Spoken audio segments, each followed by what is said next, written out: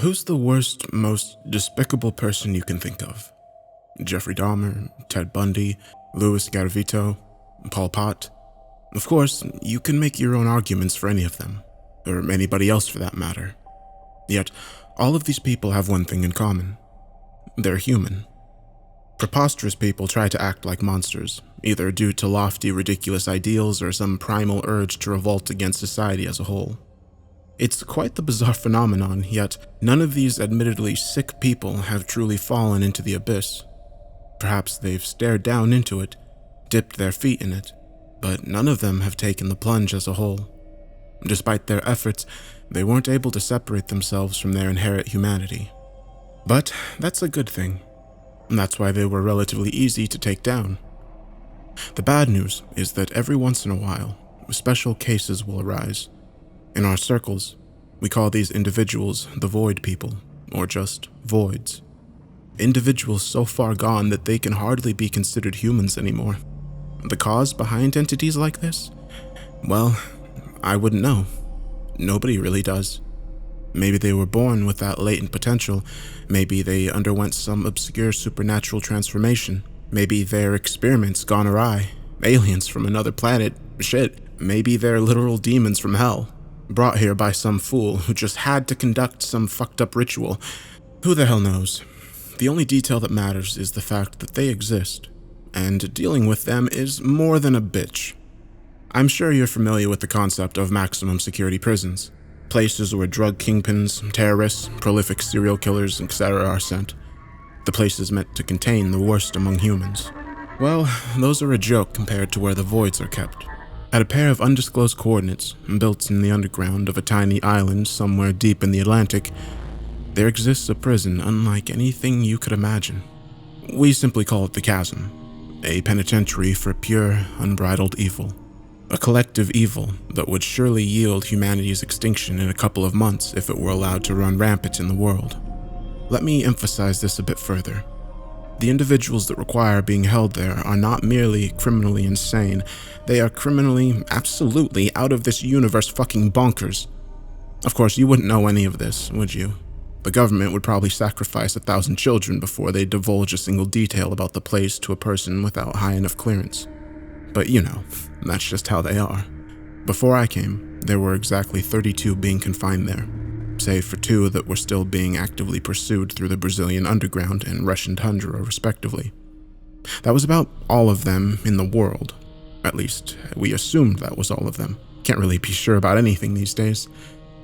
Each holding cell was fortified to hell, specifically designed to counter and contain the respective void they were holding. If they managed to escape, there were 8 drones armed with Gatling guns, blades, grenades, and rockets waiting for them within a larger chamber. If they managed to break through that, then 20 guards in mechanized suits would have to step in. However, everybody understood the futility of that protocol. Those guards were getting slaughtered in seconds, regardless of the void that they went up against. Maybe minutes if they were really skilled. I'm not entirely sure why any of us regular guards are stationed here at all. Bureaucracy, I guess? Who knows what the government's thinking? If the situation were ever to get too drastic, then there was really one feasible countermeasure in place. A last resort, so to speak. The higher-ups would call in something known as Task Force Void Nova Hammer, or TFVNH for short. I've never seen them in action before, nor do I know much about them. Not that I really want to, though. If you ever find yourself witnessing them in person, that must mean you're having a bad day. So, why am I disclosing all of this uber-classified information that would either get me killed or thrown in the deepest hole conceivable for the rest of my short life? Well, I'd estimate that there's about a 90% chance that I'm going to die by the end of today, and even if I do make it out of this fiasco, my life's never really going to be the same. So, fuck it. Here we go. My day started out more or less normal. I was part of the unit guarding somebody named Jim Henninger.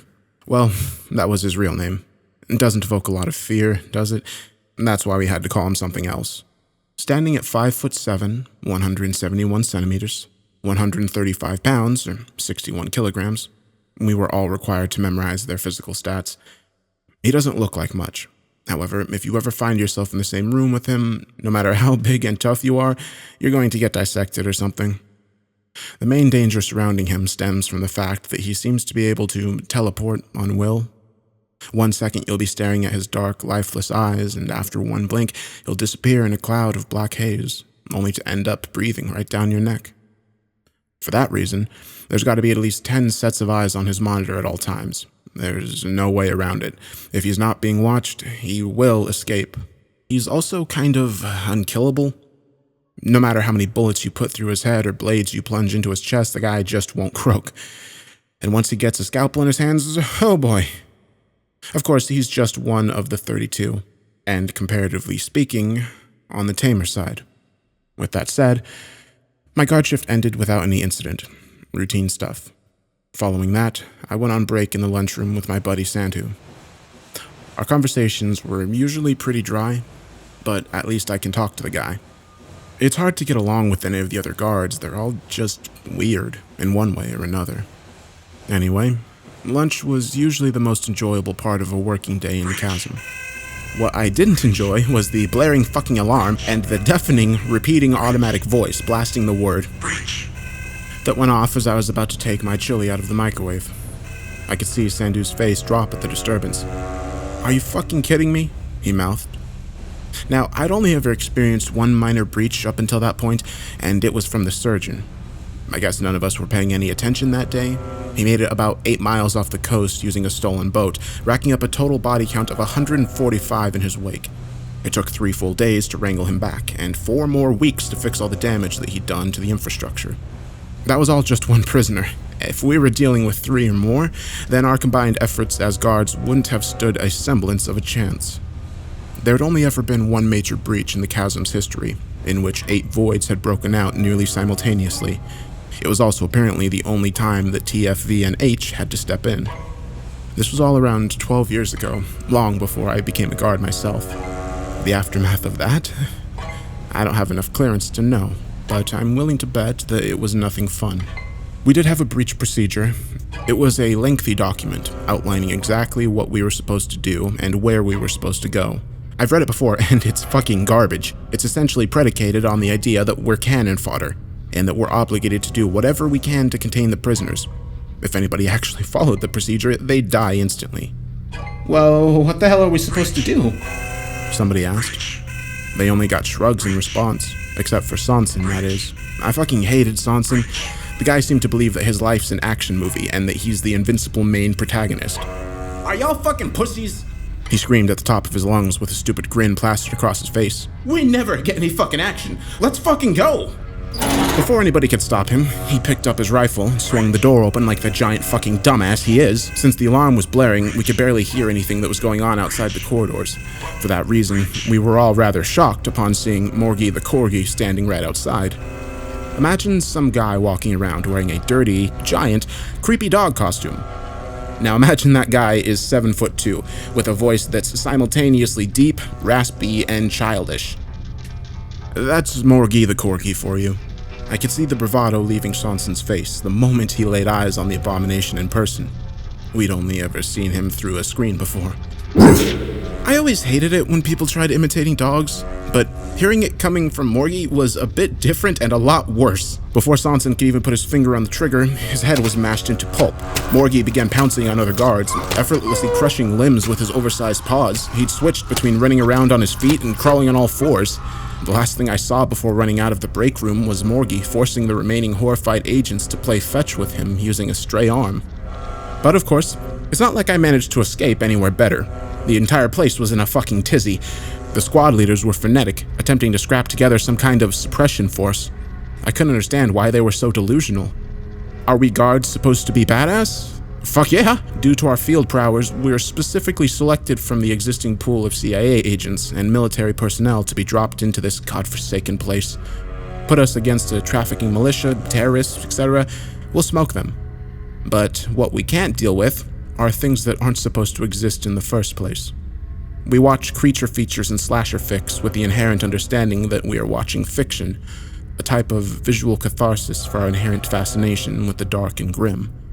It's not supposed to be real, and we have no idea how to act once we find it standing right in front of our faces, not even us so-called elite agents. Like I said, I'm not sure why they even bothered keeping guards in the chasm to begin with. These were the thoughts that ran through my head as I bolted through the hellish corridors. At one point, I stumbled upon a crowd of guards leering over some rails. Shockingly, they didn't seem concerned in the slightest. "What the hell are you guys looking at?" I asked them. A guard I recognized as Fenton turned around. "Oh, this is gonna be sick." He grinned, gesturing for me to look below. I didn't even know where I was going, so I didn't realize that I'd wandered into the level right above the weight room. It was a sprawling gym with an abundance of the best equipment attainable, but there was one guard that used it the most, Bronco Petrovic, a Serbian-American whose oversized frame hardly makes any fucking sense. I swear, when I first met this guy, he couldn't have been over 7 feet. He's around 8'2", or 249 centimeters now. I'm not quite sure what kind of bizarre experiment they ran on him, but they sure as hell overdid it. He was in the middle of overhead pressing what appeared to be an ungodly amount of weight when one of the escaped voids wandered into the weight room floor. It was Luz, standing at 6'2", 188 centimeters, 205 pounds, 93 kilograms. Like all the other prisoners, the guy was a complete mystery. His mostly bare body was comparable of that of a bodybuilder's, save for the hundreds of gnarly scars decorating his skin. The more disconcerting part of his aesthetic was the fact that he only had one half of his face. The other consisted of his exposed skull, with some kind of red electrical current running through his cranial bones. He had the same current running through his hands, which allowed him to savagely electrocute whatever organic material he touched, quickly rendering it into a pile of steaming black mush. I guess that my fellow agents didn't bother reading up on the prisoners they guarded because Bronco never stood a chance. It didn't matter if you were superior to Luz in terms of strength. One touch and you were gone. The only practical way of taking him down was by using ranged weapons, and even then, that task was easier said than done. Bronco grunted like the dumb meathead he is, before grabbing an Olympic weightlifting plate and chucking it like a frisbee at Luz. It connected, seemingly shattering his ribs, but it wasn't nearly enough to take him down. As soon as he rushed forward, the fight had been decided. Bronco attempted to tackle him, a mistake so horrible that his whole body began twitching as his skin made contact with Luz's fingertips. The electricity spread through his giant frame, causing his vitals to shut down within seconds. In no time at all, he was reduced to a heaping mass of scorched flesh on the floor. He didn't even have time to scream. I could see the respective faces of my stunned colleagues drop as they witnessed what they likely deemed an improbable outcome. Idiots, that's what they were. But truth be told, I was also an idiot for even bothering to stay. Not long after, the sounds of cracking bones and heavy footsteps began emanating from an adjacent walkway. Along with the rest of the agents, my gaze shifted toward what was sure to be another incoming menace. The locked metal door to the corridor was suddenly dented from the other side. A big fucking dent, mind you. It only took one blow to blast it off its hinges completely. Standing at 6'6", 198 centimeters, and 242 pounds, 110 kilograms, and arriving in a haze of blood, guts, and limbs was the slasher-flick-esque killer, colloquially known as Wirehead.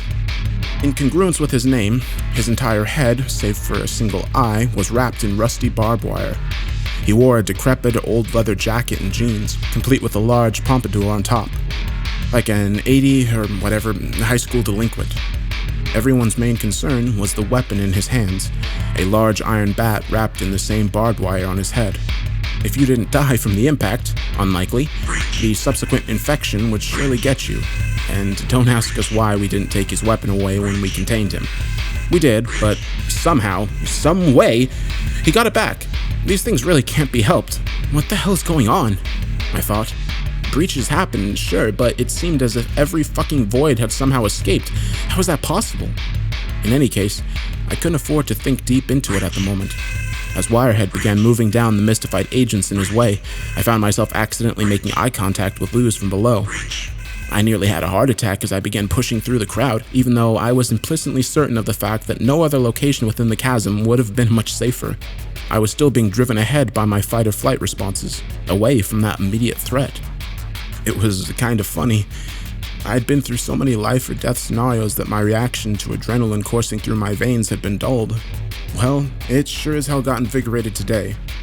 I guess that I wasn't paying attention to my surroundings because right as I was about to climb a staircase, I felt an oversized arm slam into my chest, knocking me over in the process. I looked up to see another guard, Sade, leering down at me. Sure, I was happy it wasn't one of the voids, but Sade wasn't much more pleasant. What are you running for? He shot me a smug grin. This is a breach, isn't it? Why don't we do our jobs here and fix it? Oh, fuck off! I spat at him before trying to duck past. No luck there. He caught me by the collar and slammed me to the wall. He certainly had the weight advantage. Still, I didn't practice hand-to-hand combat just to be ragdolled by some asshole. I slammed my elbow down into his wrist, which managed to loosen his grip. I followed up with a knee to the stomach and attempted to strike his neck, but then he caught my wrist mid-punch. Nice moves, he said, with an obnoxiously sarcastic tone. He took his palm and rammed it into my chin, nearly causing me to black out. In the meantime, Wirehead was getting closer. I guess we'll have to take this up another time, he said. Somebody's got to work around here. I had no idea what he was thinking trying to take on one of the voids, but I wasn't trying to see his delusions through in person. Still in pain from his palm strike, I pulled myself up and began running once more, all while the sounds of carnage escalated around me. But there was a glaring issue. I had no idea where I was going. The exits were surely going to be blocked off from the outside. Do we have some kind of safe room? I thought to myself. No, of course we didn't. We were entirely expendable. They 100% expected us to fight these things head on, even though there was zero fucking chance of victory on our side. There was only one thing I could do here. Survive until TFE&H showed up. Obviously, that wasn't any kind of guaranteed reprieve, but my options were slim. Nevertheless, something rather surprising transpired. Amidst the cacophony of frenetic orders from our superiors, a familiar voice snuck in through my radio. Hey, Jason, you alive? It was Sandu. I picked up my radio and isolated his transmission. Yeah, where are you, man? Block C. Got lucky and found something weird. It might save us, though. Come on.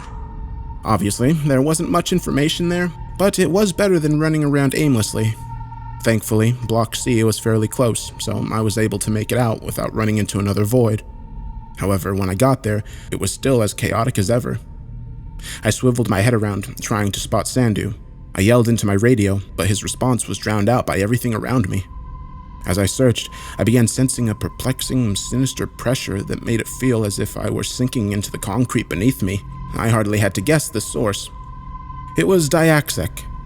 9'5", 287 centimeters. I don't know how much he weighs.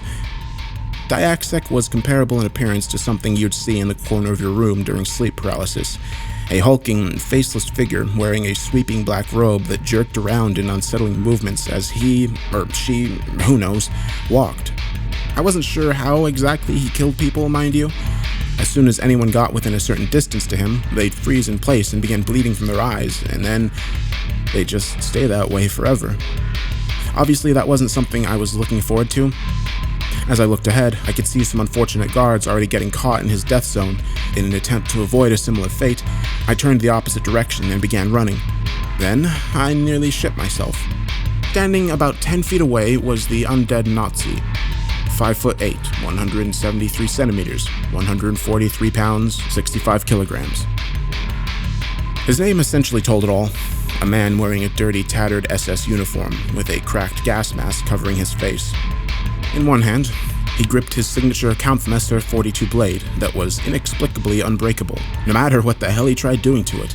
He held a flamethrower hose connected to a massive tank on his back, which sprayed out some kind of scorching black flame that would supposedly yield pain beyond comprehension if you were ever to come in contact with it.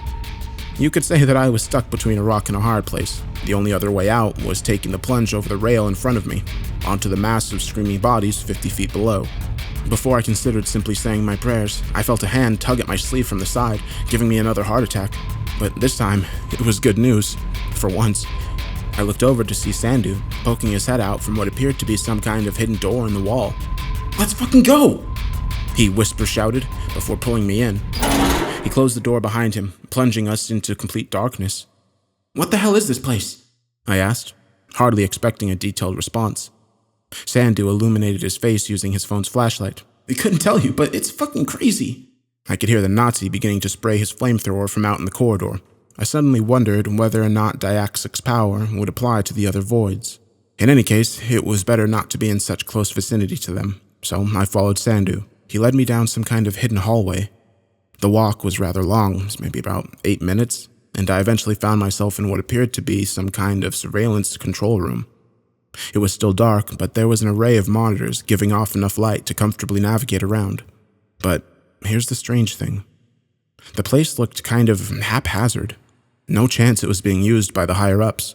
The monitors were scattered around, connected by a mess of wires to multiple outlets spread throughout the room. There was only one chair. I guess this is beyond explaining? I said. Yeah, no shit, huh? Sandu replied, before gesturing towards the monitors. Check it out. What the fuck did we just find? I took the suggestion, letting my eyes drift over the screens. What I saw would have been normal in any other scenario. Each monitor was streaming a different section of the prison, all displaying the utter carnage that was going on outside. The guards were being ripped to shreds, some tried fighting, most were running, but what they had in common was the fact that they were all being utterly obliterated by the voids. I could see the surgeon giving somebody a forced lobotomy, grinning like hell while doing so. At the same time, Morgy was chewing on a severed head like a toy. But then I caught something interesting on a screen below. It was Wirehead and Luz staring each other down. That's when a rather obvious revelation hit me. Of course the voids weren't only going to kill the guards, they were sure as hell going after each other as well. That much should have been apparent from the beginning. I grinned, feeling some kind of obscure hope creeping into my system. That hope was only bolstered when I saw the Nazi utterly dousing Diaksek with a relentless wave of black flames, with the latter struggling to move forward as a result.